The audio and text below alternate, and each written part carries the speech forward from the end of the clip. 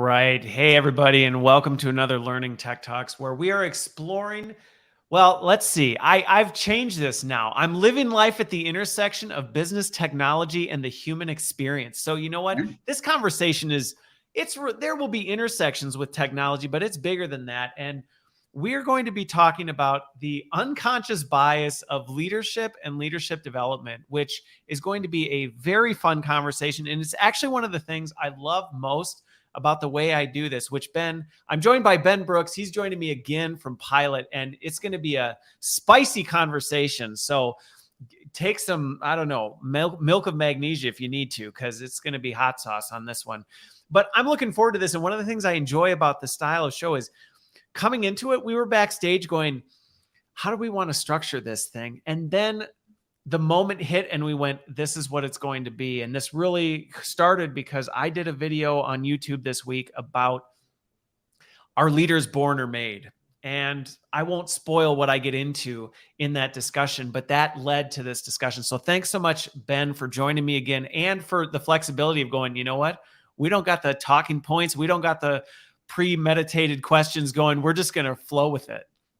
Well, it's coming from a place of passion and a place of experience for both of us. So I'm really pleased to be here. And I'm glad that we're getting to talk about something actually in this space that's sort of interesting and often unexplored. So I'm pumped. I got my my coconut iced coffee, my Nespresso coconut flavor that they're making for the summer. So I'm ready to go. You were ready to go. I didn't even have time to go grab my beverage of choice before we went live. So I'll be a little parched by the end, but that's okay. And you have a special guest at your feet as well, keeping you company along the way too.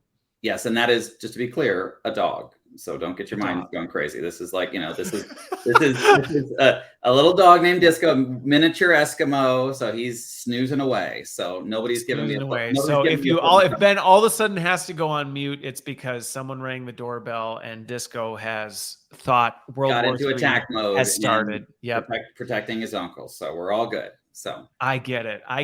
Well, for those who maybe didn't catch our last conversation, just a little bit of background on you, who you are, and what you're doing with Pilot. So, I'm Ben Brooks. I'm based here in New York City. I am an entrepreneur, founded a company called Pilot with my life savings about 8 years ago with a simple mission. We want everyone will be important in this conversation, everyone to feel powerful at work. And we do that through group coaching, executive fireside chats, self-reflection, and manager future-focused feedback in cohorts of 6-month programs that we deploy at companies like Nestle and Diageo and S&P Global and MetLife around the world. And it's really coming from my background being an HR practitioner. I was a senior vice president of HR, and I've had an executive coaching practice for a decade, and just kind of kept seeing where people were sort of stubbing their toe in their careers and their employee experience, and really the things that affected people's answer to the question at the dinner table, how was work today, honey? The answer to that was often things that employees weren't really taking ownership of or stepping up to do. And so leading their own lives and careers. So that's what Pilot does. And I'm just really passionate to talk all things talent, DEI, learning, etc. Okay. Well, we're going to get into all of those things. And we had a really good discussion last time as well. So I have no doubt we're going to hit on some of this stuff. But let's kick it off in here, because when you think about leadership, and again, it's a word that's thrown around a lot. Yep. I mean, the number of times you'd be in a conversation and, we need to develop our leaders, or we have a leadership issue in our organization. It means a lot of different things to a lot of different people. So when you think about it, how are you distinguishing between, let's say, role, situation, mindset, skills? I mean, there's a whole lot of things that go into it. Well, I think, I had a workshop I led a number of years ago, and I had people draw. And I love to have people draw because you tap into people's subconscious. I said, draw management and draw leadership. Management, people were at a bureau desk and they were filling out paperwork, and they had a clipboard and they're yelling at people. And leadership, someone's on a stage and they're giving somebody a hug, and they're courageous. They're going through the jungle. They're a military personnel in a battle. And so I think, our leadership has the sexy brand. Leadership is the premium offering. It's like what people aspire to. Yeah. Like it's the Cadillac versus the Chevy, right? it's the, right, so everyone, like, leadership is the sexy thing we're all told is good, and we buy books about it, and it's interesting. But I really think of, management, the fundamental definition is the achievement of results through others. Okay. And we often think, is it leadership or management? I tend to think of leadership is something you build on good management. Because frankly, if you have leadership absent management, like you're not clear about like role clarity or direction or goals or responsibility, a lot of the fundamentals are the building blocks that, management and leadership can play together. But I think we tend to collapse leadership to mean 1,000 things. Someone values or traits or personalities or ways of being or a best practice, and we're all like, this is leadership. I mean, if you were to look at the number of Harvard Business Review, the number of internet memes or LinkedIn memes, posts or whatever on leadership, it's literally, it could mean anything if you were to collect them all together. And every year there's like a new thing, like leadership in the age of AI, leadership, in a DEI environment, leadership in a recession. And we're always sort of trying to like dimensionalize or find some root to it. But I think that it's this gigantic term that we sort of misunderstand, but it's aspirational. So we all want to link to the brand because the brand is luxury. The brand is the catalog. Yeah. Well, and a lot of times there's a lot of power in associating things with it. Right? Totally. You want to get something done. If you can somehow connect it to leadership, somehow it automatically gets more street cred because it's like, oh, okay, well, we should listen to this because it's about leadership. Totally. Where other things don't have that same kind of pull power. And I think that ultimately, we undervalue management and sometimes overvalue leadership, in my perspective. And in particular, overvalue this vague concept of leadership. I think that leadership and a more tightly defined esoteric, like idea, nostalgic idea of what we think it is. This panacea, motherhood and apple pie, rainbow and bunnies sense of leadership, right? That in management, if you were to think of good, manager development training and a manager competency set and things, it's pretty important, right? To set deadlines, to maintain good communication, to help problem solve, to resolve conflicts, to give feedback, to escalate or break down barriers, right? To allocate things effectively, to get, to evaluate, to approve. These are things that are very functional in an organization. Yep. There's a, they're very tactical in nature. Yeah, but they are the kind of the building blocks, right? At Pilot, we have one of my colleagues, he's our COO, and he talks about transformation is 90% logistics. And so a lot of the logistics are sort of managerial tactics in nature, but it's clear of like who's doing what.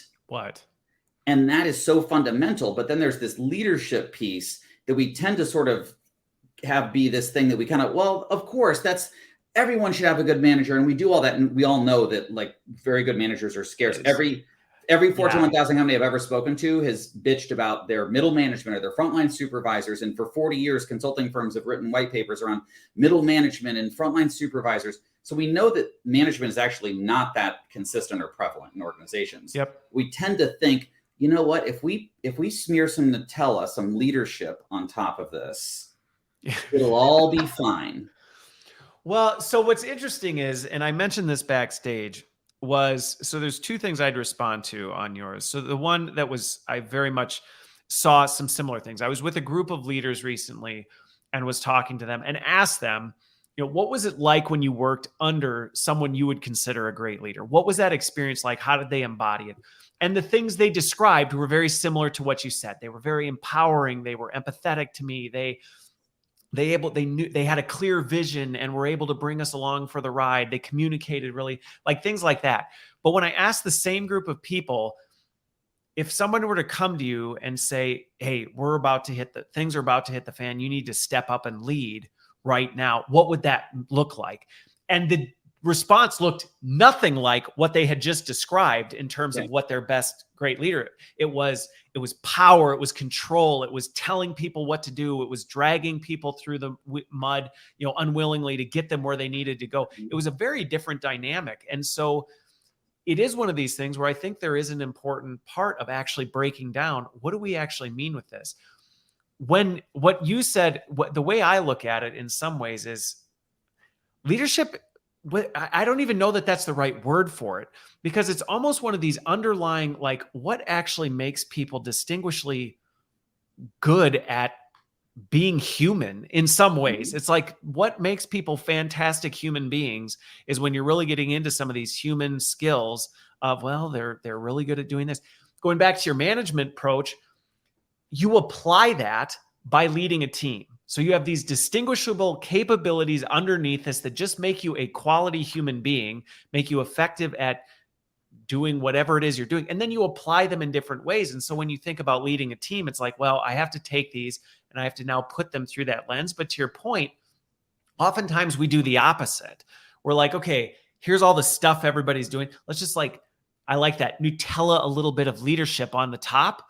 And then magically we'll take this nasty, whatever toast, and we'll make it good by putting a little bit of Nutella on the top. And it's like, actually, you're doing it wrong because you're trying to layer on top of something instead of build your foundation on it and then just nuance and apply it in different ways. And I think I'm curious, you said you were talking to a group of leaders. Like, what made them leaders? I guess it was one of the things where it's a great call out, because I think that was just the title of the work group it was in. It was right. It's like I don't think there was a consistent set of criteria, to be quite honest with you. Yeah. Who's in that room or why they're there. And maybe that they were all VPs or they were all at companies of a certain size. So they all had so much experience. They all had a certain certification. And I think that sometimes, one of the things I find that I really get angry about, frankly, is we make leadership this thing that's associated with role or position. Yeah. And we collapse authority with leadership. And yet we think, oh, we can all be leaders, but then we're like, oh, you have to lead a team. You can't, but like people lead. We say it, right? Well, again, going back to, we say it with our mouths, everyone's a leader. Yes. But there's really this categorization. Role, if you want a leadership role or be in a leadership position or be at the leadership level or be on the leadership team, those are all things. Or invited to the leadership meeting that I was invited to where this topic came up. Correct. Then there's a different set of criteria. Exactly. And so we sort of, stratify it and confuse it with position or role or authority or rank or status or class, something like that. Yep. And so we've all seen people in C-suite positions who are what I would describe as senior executives, right? Senior managers or senior executive, corporate executives, that we've all can think of examples probably right now of people that are in those roles that you would absolutely say are not leaders, right? Yeah. Oh yeah, 100%. Right? There's plenty of people in roles, in positions that you would go, they are not a leader. Not a leader, right? And so, and that's a challenge, right? But then yet they're in a leadership position or at the leadership level or in a leadership role, and they tend to stay at that level. Yeah. They've been awarded the badge, but they have not earned it with the skills. Correct, right? And then there's also people we can think about who may be a receptionist, a coordinator, a specialist, an assistant, something like that, who absolutely demonstrate leadership skills and behaviors that have no defined authority at a certain level. But you're like, this is a person who gets things done. This is the person people follow. They may not have formal authority structures, but they're the person that somehow, when they need to get something done, the decisions get made and the road's clear. And when I was a management consultant, we looked at organizational network analysis, and you're like, oh, well, who really has the influence in the organization? It was often 3, 4, 5 levels from the CEO down, often people in individual contributor roles that were the ones you really needed to go sort of kiss the ring or, bring along or be the champion. Yeah, because if they weren't on board, and anybody listening, those people in the organization. Totally. That they technically, organizationally, it makes no sense. Yet, if they're the person who's the dissenting opinion on what you're trying to do, it ain't happening. Absolutely. And so in Pilot, we talk about this. We have a coaching series called Management, Leadership, and Power.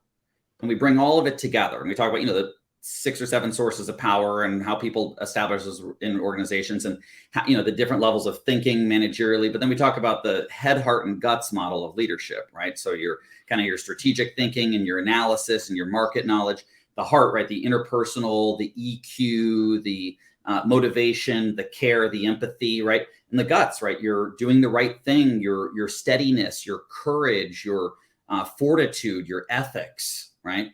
And bringing all of those sort of things together, and different organizations have different leadership frameworks or models or competency sets, but they kind of generally map to those three categories, more or less, some versions. And sometimes it's not always equal distribution, depending on the industry or their sort of perspective on it. But if you map 10 leadership frameworks, you're going to see a lot of overlap in them.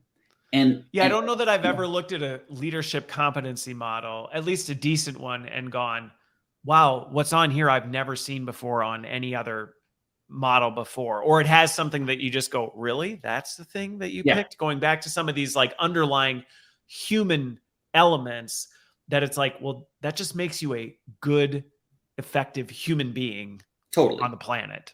And sometimes, organizations will collapse, technical skill or, sort of managerial competencies with some of those leadership ones, right? And it's important to kind of separate those things out. But so we talk at Pilot of like leading from every level. Like people often, we say, the only person that says whether you're a leader or not is yourself. The idea that it is this club that you are anointed in is bullshit. You're donned with the scepter. Yes, exactly. From a bunch of knuckleheads Nutellaing things that aren't leaders themselves. Yeah. Exactly. But they're going to read a book who aren't actually leaders themselves. Yeah, they're going to read a book on a plane or a Harvard Business Review thing or a whatever, right? And tell the organization to do the leadership behavior, but not model it themselves, right? Yep. Or they're going to say one thing on the employee value proposition and the careers page or whatever, the company values, but then they'll do a different thing, right? Yep. So I think that one of the things that I struggle with is that from an equity and inclusion perspective, DEI continues despite culture wars and things. It seems to be this enduring, important thing, especially in a country like the United States, where we're arguably one of the most diverse countries in the world. And we are the with a workforce coming into the generation coming into the workforce that is the most diverse generation in the history of and we're one of the most globally connected countries in the world. So both the inputs of our vendors and supply chain, be physical or digital or knowledge or labor, and the outputs of our customers and clients around the world are also very diverse, because we are selling and exporting and leveraging and distributing things all over. So it's like very important as a country that we figured this out. Right? Yeah. That we're not a ethnocentric or monolithic. Well, and then stack on top of it, from my perspective, as all the conversations I'm in around artificial intelligence and everything that's going on with that,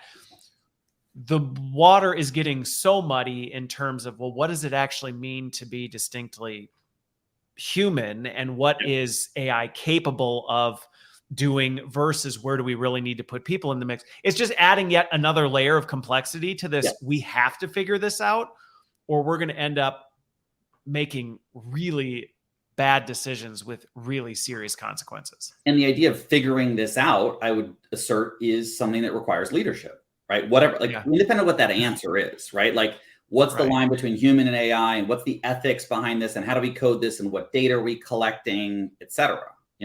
I have a colleague who's an executive at a household name company, C-suite, right? Notice I said executive. This person is also a leader, but that's distinct from them having an executive role.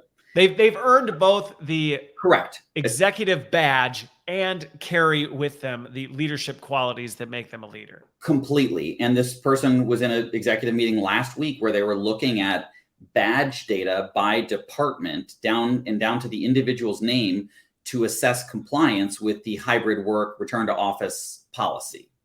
Okay.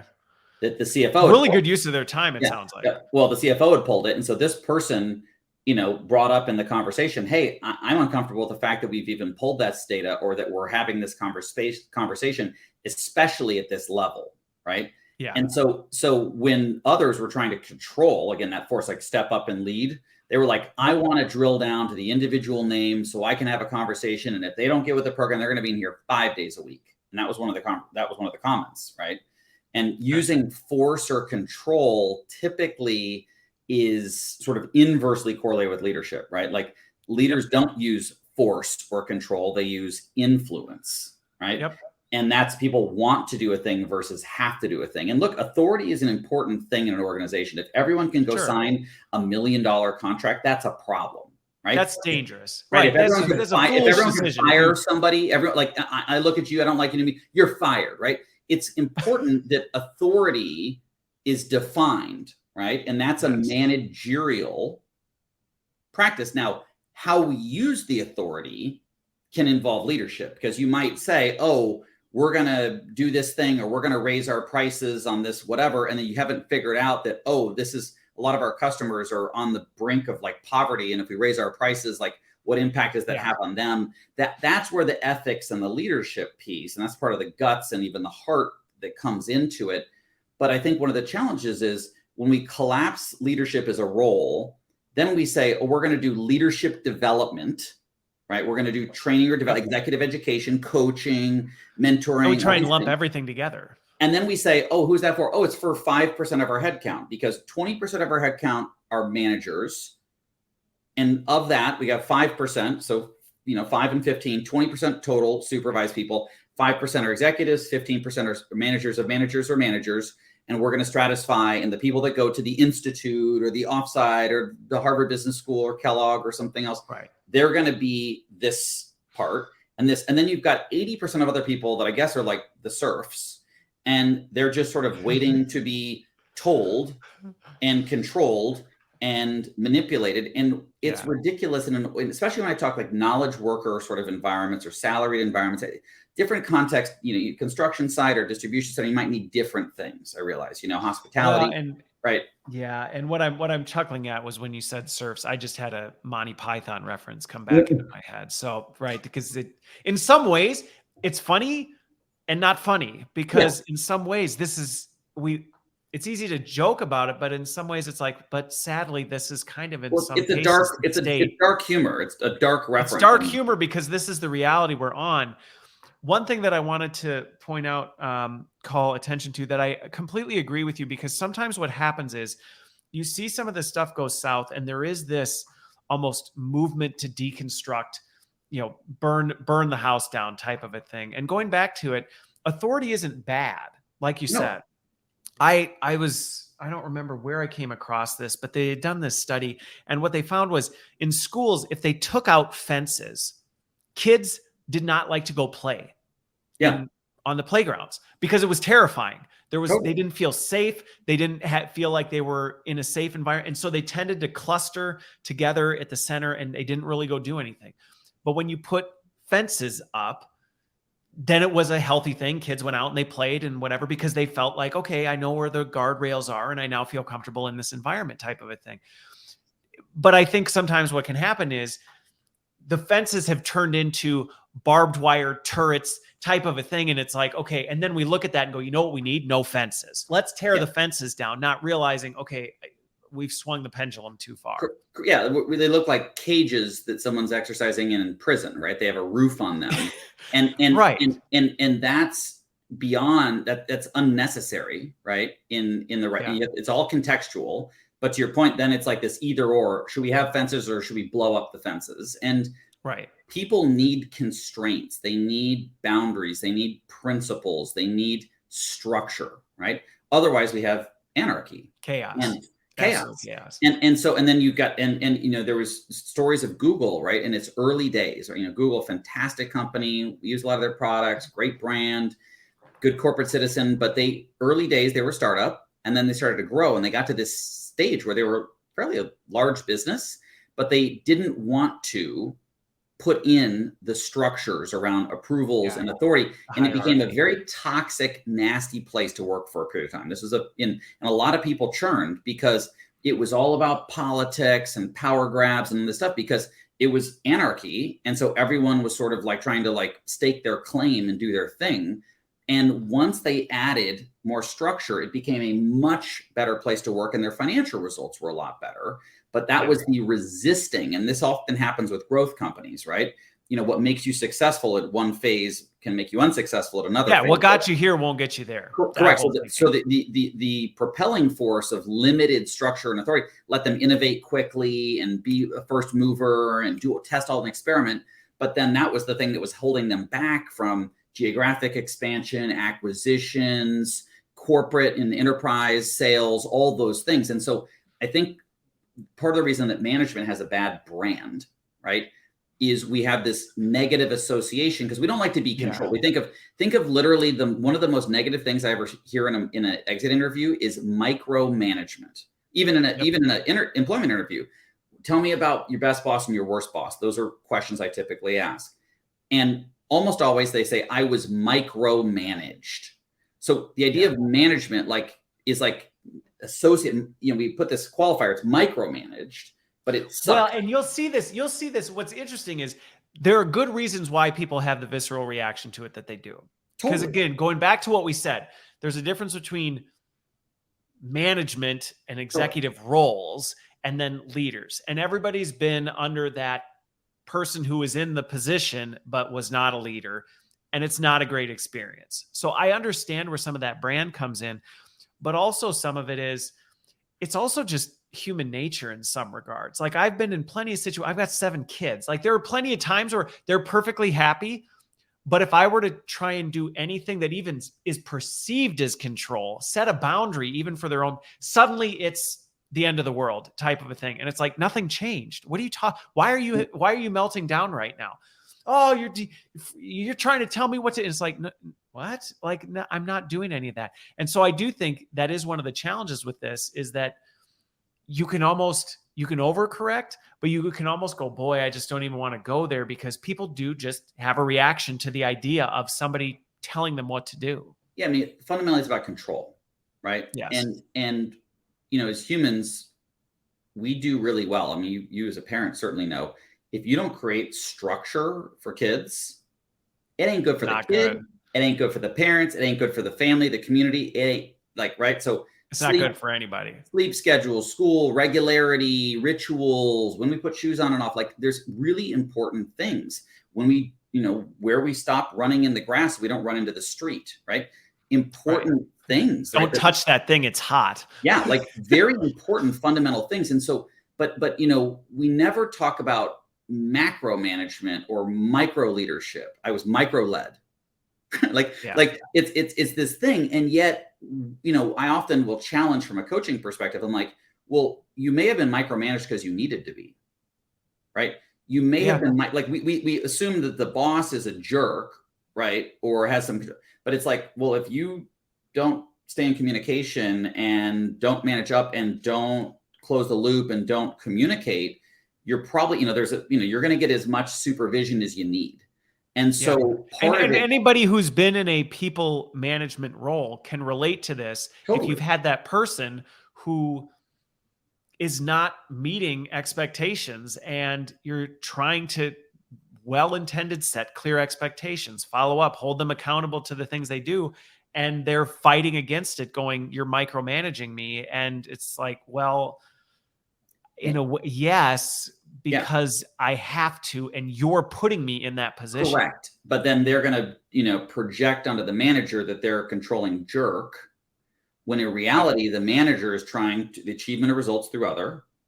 They are trying to achieve results, and they are sort of getting someone in line to do that. And so there's one of my colleagues and friends, Justin Kerr, wrote a book, How to Write an Email, which is not about emails, but it's about upward management. And he was the chief merchandising officer at Levi's and Uniqlo and Gap, very successful guy. And he talks about this idea of efficiency through over communication.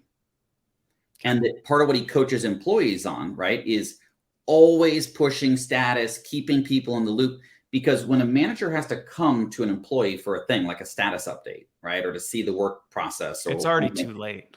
It's too late. And the employee's like, get off my lawn, right? They're like, it has this like, stop trying to control me, sort of. I'm being micromanaged. You don't trust me. There's all of this reaction, no different than your kids, right?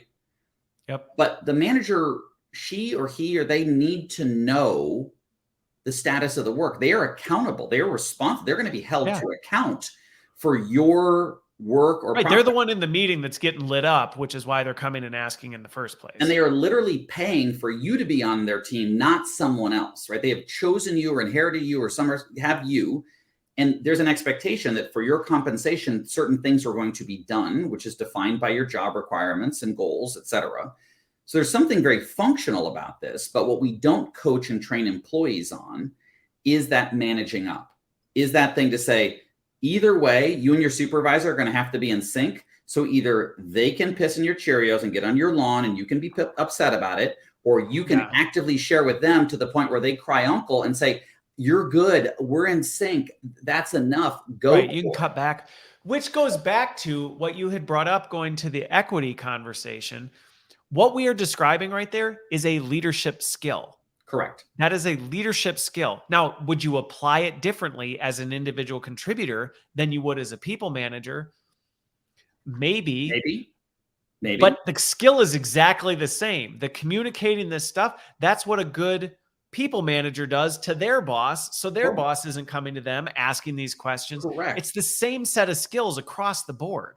And I think that, if you think of the individual contributor and the manager relationship, they're taking some ownership and leading the relationship, right? They don't like, we think of leadership so dimensional, like, oh, do I have control over people in a direct, solid line manner?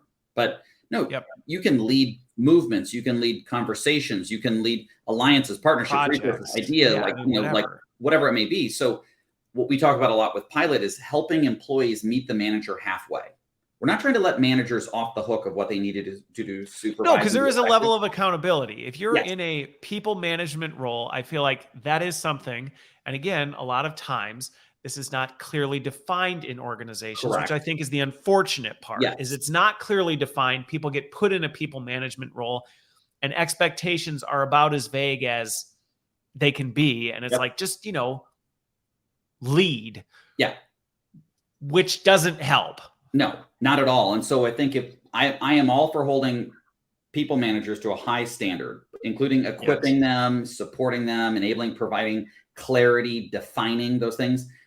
But 99% of HR's brain and resources and time is like, how do we make our managers better? We got to fix our people. So we got to develop, which, like, I agree a lot should go in there, but we're completely neglecting the employee side, right? 4 out of 5 people in an organization are individual contributors.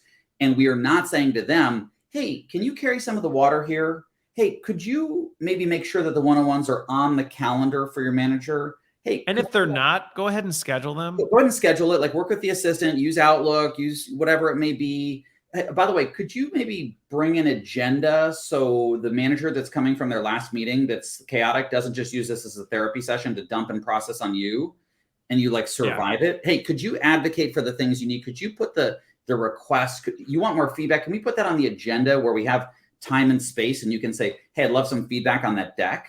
Like, that's the part that I think is the unlock of people leading their own lives and their own careers, which isn't a power grab, right? No. We have a deficit of leadership in almost every context in the world.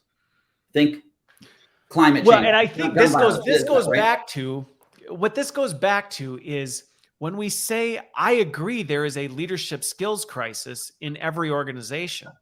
But what I don't agree with, and this is the part that we're talking about now, is I don't agree that that's limited to a certain set of roles in the organization, to your point of the 15%. No, we have existential leadership skill crises across the organization. And so often the way we're trying to solve it is by putting all of that, to your point, on the 15%, going, okay, you really got to carry all this, which I read a recent report on manager burnout, and it's highest it's ever been.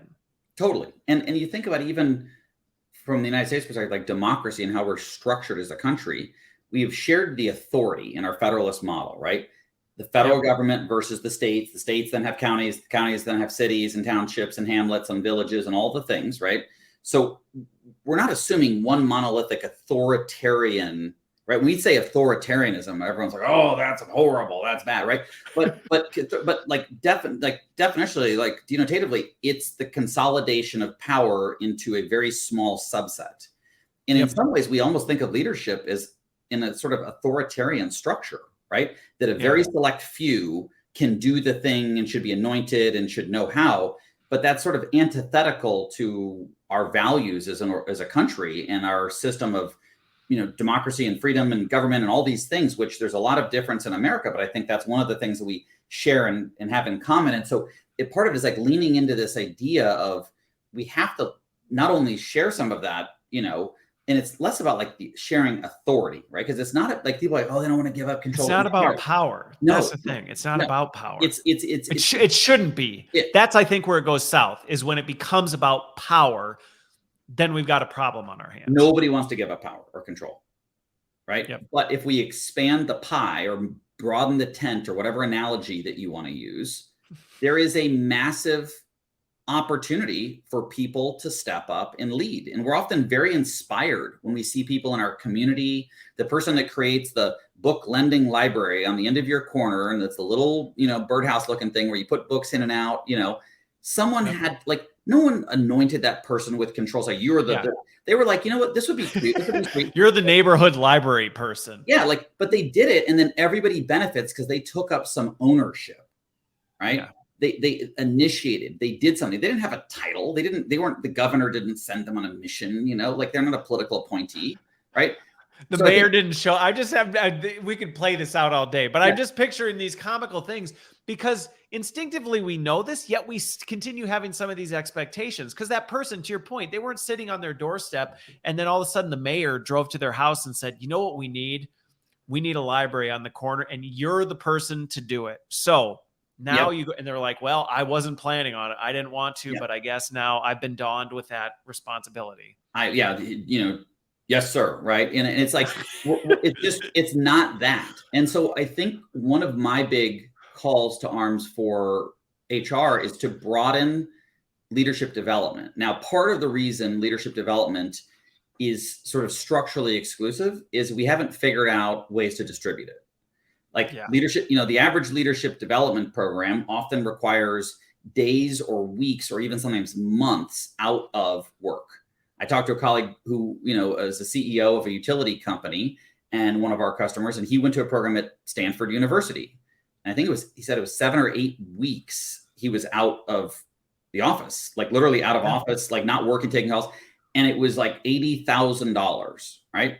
So that's an extreme example, right? That's an extreme example, but I think anybody listening or watching this knows, especially we're talking to HR talent people, they know that a lot of times the programs that are put together for leadership development, they're not scalable. They're not designed to be accessible by the vast majority of people. And quite frankly, even the people who it is accessible to, technically, it's not convenient or fitting into a lot of what they're trying to do at all. No. And so you've got these programs that maybe a more, common example is a week-long program, right? That people fly into Houston or St. Louis or Chicago or DC or wherever your headquarters is or executive education, but they plane ticket, they're out of work for 5 days. There's the cost of the program. So listen, you're kind of looking like a $10,000 to $20,000 price tag, right? For something like that, like all in, right? Because you think travel alone's a couple $1,000, right?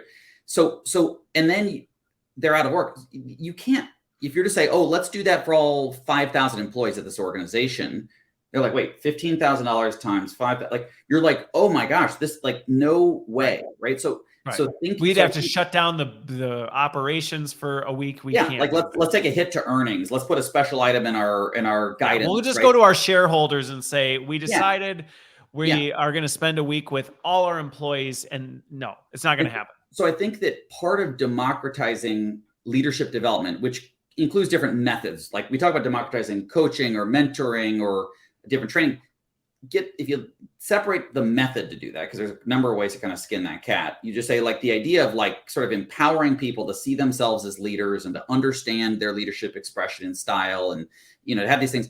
We have to figure out a way to, one, make it more affordable. So it's just like the cost per person. That's the metric, like per participant cost. And two, make it more inclusive. And that includes structural, like it could be virtual, it's flexible, it takes less total hours. Because you're just like when you're an EVP, you have an executive assistant who can block your calendar for a week, and you have a deputy and a chief of staff and all these things. When you're, the accounts payable. I was just talking about this with my wife last night. You can't protect your calendar, your time, right?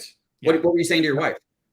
No, I was just talking about how this is a huge issue in organizations, because oftentimes the decisions being made about how we should develop our leaders are being made by people who have the luxury of some of those capabilities and go, well, this makes sense.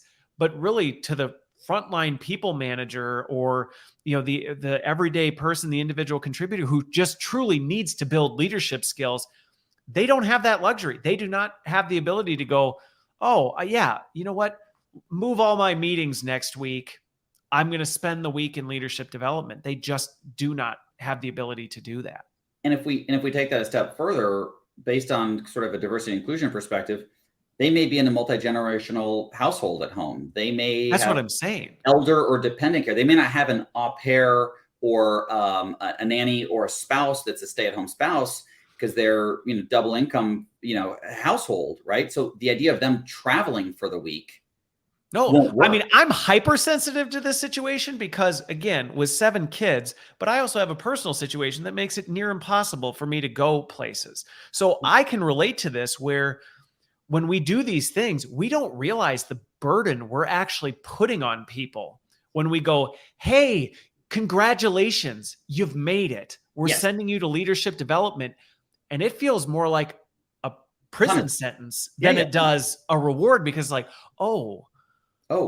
have to figure that out with my wife and my 7 kids and manage my medical thing and do this and my community, whatever, and my faith obligation or my whatever it may be.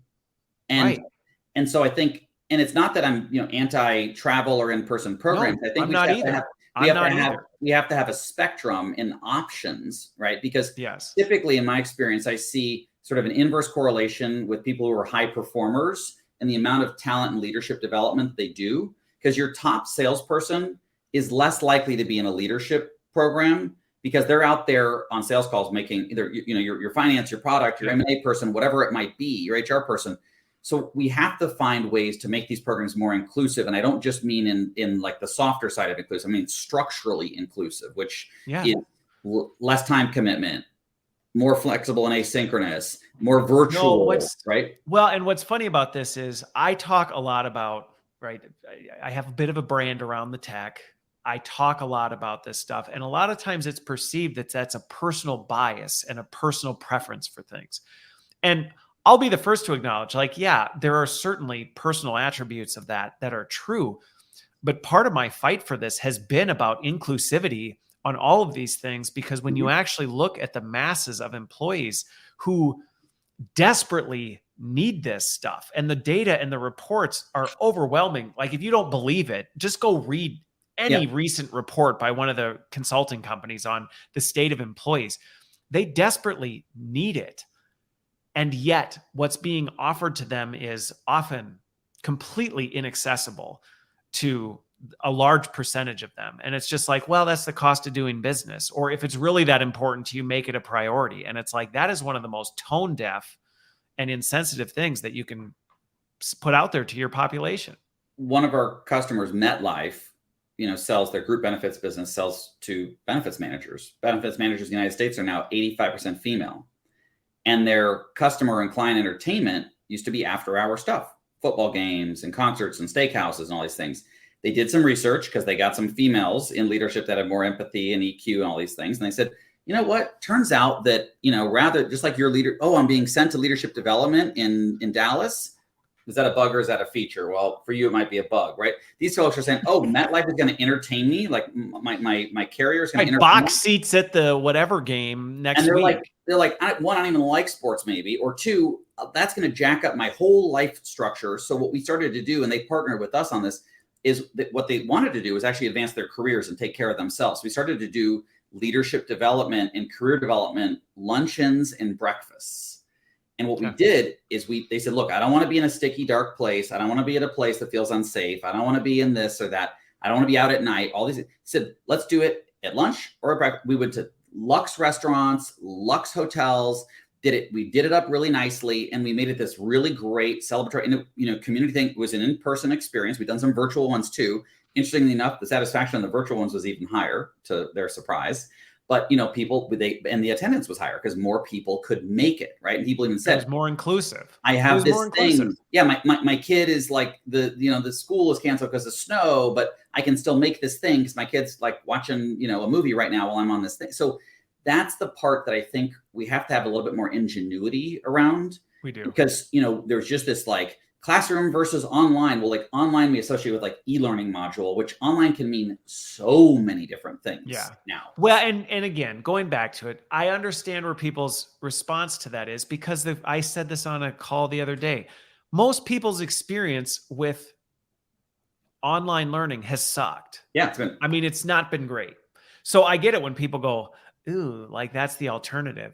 So I get it. But to your point, there is high quality, like you can do it well. But the thing that you said that I think really jumped out on this, and now I completely forgot what it was. And it was the boomerang will swoop around. I'm certain that but the inventiveness that we have to have and the thoughtfulness as we design these programs is we have to think about, have them take less time for the employee, have them cost less money for the organization, have them be more flexible to fit in with the flow of work and life, right? Yeah. And to not create structural barriers. We have a couple of customers, and they'd be fine with me sharing this, Nestle and Diageo, that their DEI teams are sponsoring talent and L&D and leadership things. So it used to be, right, all that came from the talent or L&D. Now DEI is investing in these things because of some of the structural challenges. They've created ways for people that some organizations use our leadership development program pilot, and they'll say people have to be a level 6 and above, or they have to be manager nominated, or they have to be a hypo, or they have to be a performance. Right. We got this whole list of criteria before anybody can get in. Yeah, which can be functional and thoughtful, and it's a way to like focus and data driven. But they decided to experiment, right? And this is where we've got some very courageous and innovative leaders, not because of their role, but because of their behaviors and their mindset, at Diageo and at Nestle and some of our other organizations we work with, that said, what if we did some of these programs that people could just opt in? They could nominate themselves. And they could be back office. They could be there for 1 year of tenure. They could be a level 12, at the, or if it's further down the hierarchy. And as long as they were not on a PIP, that was the only constraint, that they could be an average performer. They could be individual. And what we found is the participation and impact of the folks that opted in was even higher. We're getting insane results out of the folks that were nominated, and we have great change management around, like getting excited. But to our surprise and theirs, there's an even higher, because people are like, it's parched earth, right? You think about, I watered my plants. I'm a green thumb. I got green stuff all over my apartment. There's one of my plants, I water it and I can see in like 15 minutes, it starts to grow. It just sucks. And I can literally start to see, and it's this incredible, plant that I have. And that plant is emblematic of a lot of folks that are in that 80% of individual contributors, or they're at the lower strata, the 20% of managers that are essentially never able to be in the leadership club, to sit in first class. Because they haven't been tapped with the scepter. Correct. Or what's been available has been completely inaccessible to them. Correct. And then when you give them something that they can include themselves in, that's accessible, that they can fit into their life, and you design it in a way where you edit down to the critical few with empathy and respect for their time, and there's connection and it's meaningful, and it doesn't feel like charity for the organization or an obligation like compliance training. It feels like, holy crap, this is an investment in me. And wow, I am more effective, not just at work, but in my life, right? You develop the leader within, that accounts payable lead, or that field marketing rep, or that, HR benefits administrator, or whomever it may be, that wouldn't be on the big leadership bench succession planning document, right? Or chart or 9-box. They are still valuable to your organization to keep retained, to keep engaged, to keep productive, they take care of a lot of important things, your data, quality, customers, resources, the treatment of others. And so that investment mindset, we have to be thinking like 2 generations ahead. And this isn't about AI, and this isn't about a bunch of other crap or trends, right?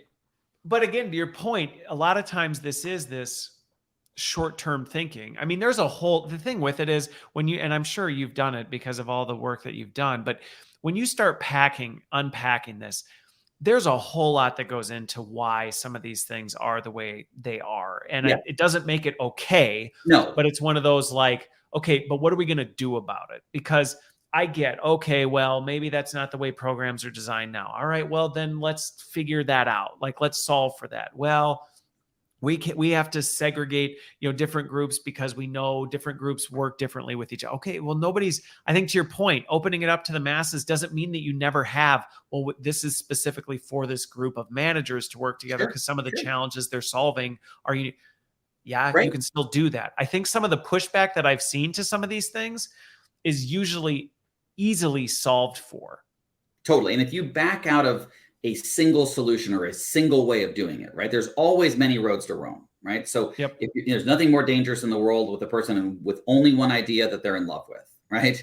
So you back up, you say, well, what else could you, and again, like Nestle, Diageo, other groups that we work with have done this blended approach. Well, yes, we have certain programs we target towards ERG leaders and certain programs we target towards certain manager development programs, but we also have this option. So that what they've done is they've even used the same program and they've distributed it or deployed it differently. Yeah. Right?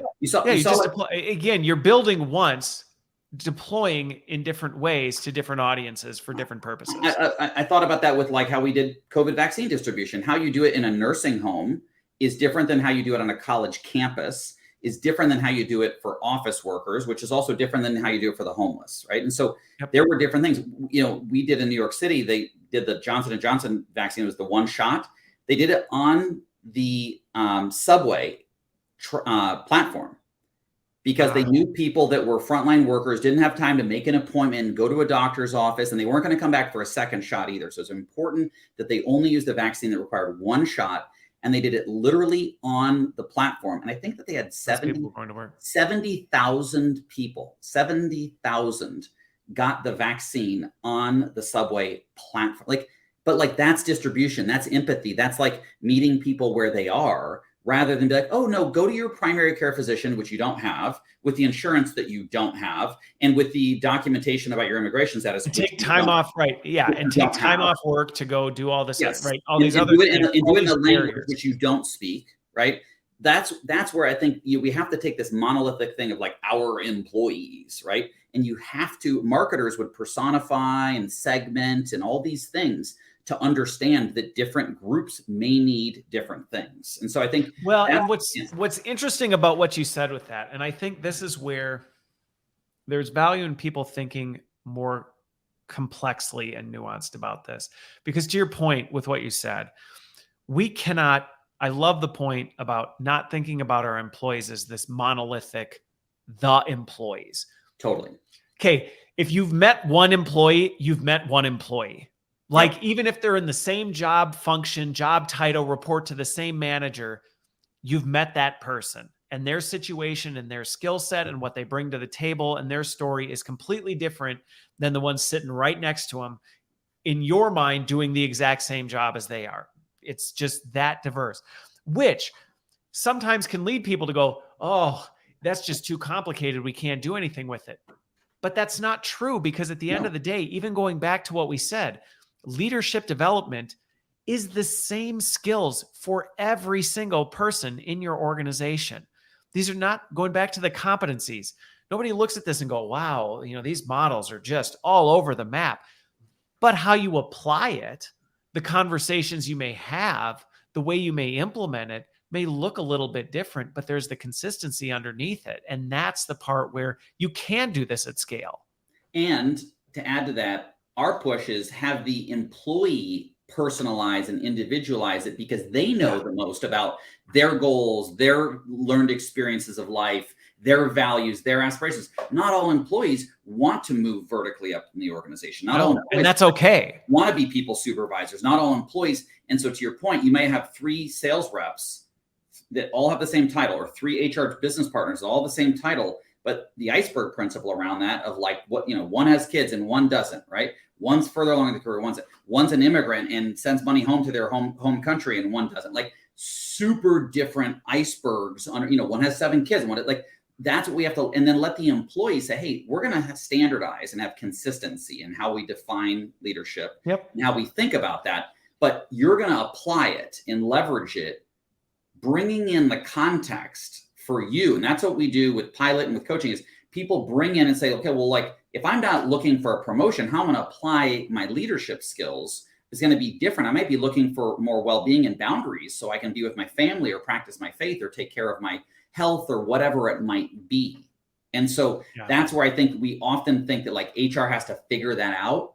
And my point is, if we have adults, HR has to support people in figuring it out for themselves. So it's not just you're on your own and good luck, Johnny, go light a fire in the woods. Yeah, you own your own career type of thing. Like it's not just like tough shit, go do it, but it's to say, hey, like we believe in you.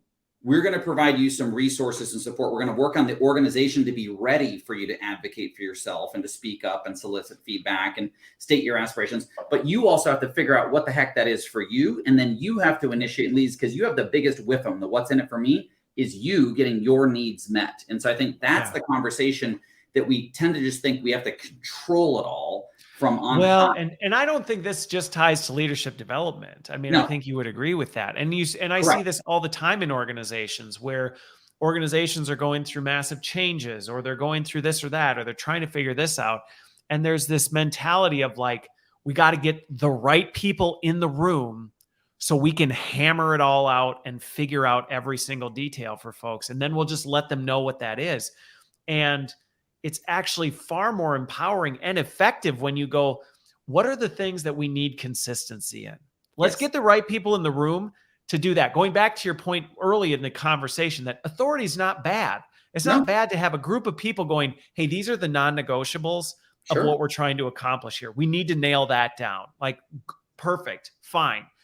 But then from there, actually going back, and the number of times I've seen this in organizations where you go to people and go, here are the non-negotiables, but you and your leader and the people around you know better than anyone else what it looks like to bring this to life. And we're going to actually give you the autonomy to figure that out. There will be accountability that these things are accomplished. Absolutely. Because I think that's where you see the other argument. Well, we can't just let people do things and that they won't do it.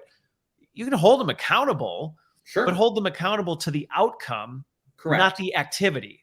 Not well, you have to do it this way.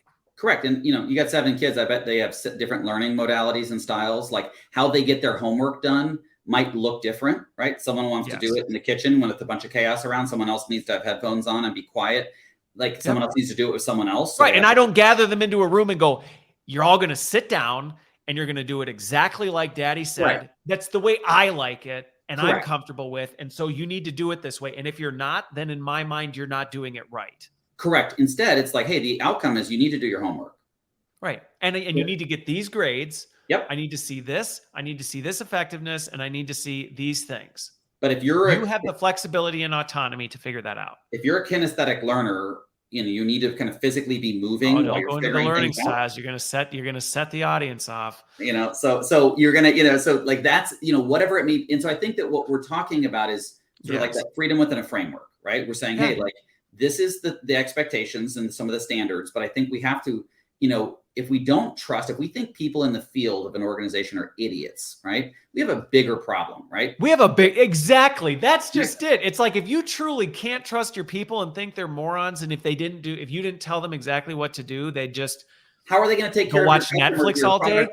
You got bigger issues on your hand. So I think that, but you have to be a high context communicator, offer sort of thick explanations about the what and the why, and let them figure out more of the how, right? Because you're saying, hey, what is leadership? We're defining it as these things. Why do we need this? Here's how it ties to our strategy and our performance and our work environment and our values.